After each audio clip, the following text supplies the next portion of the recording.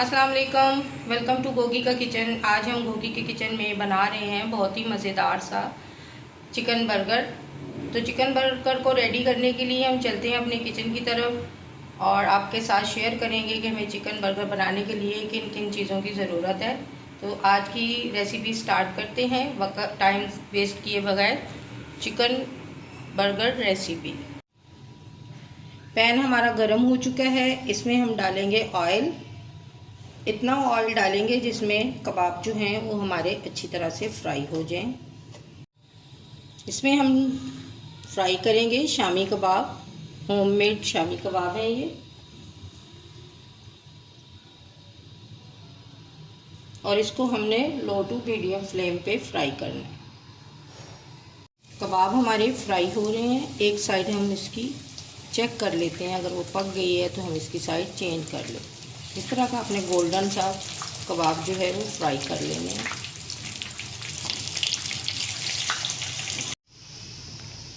कबाब हमारे फ्राई हो चुके हैं, अब हम इनको एक प्लेट में निकाल लेंगे।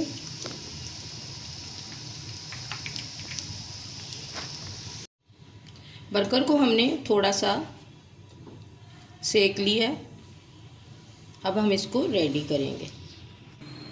यहाँ पे डालेंगे हम केचप और आज मुझे सैलेड पत्ता नहीं मिला था क्योंकि बारिश की वजह से कहीं भी मुझे नहीं मिला, तो फिर मैं यहाँ गोभी उसका सैलेड पत्ता ना मिले तो आप गोभी का पत्ता भी डाल सकते हैं अपने बर्गर में। टमाटर,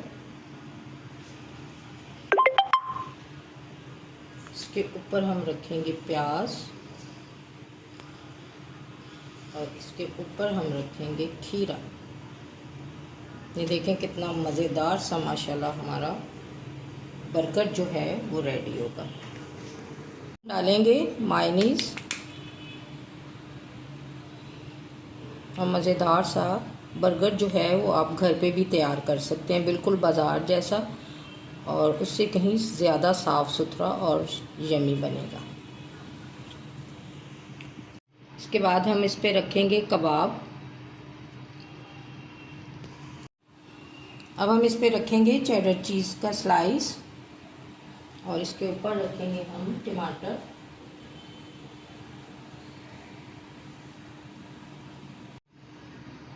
इसके ऊपर हम डालेंगे केचप।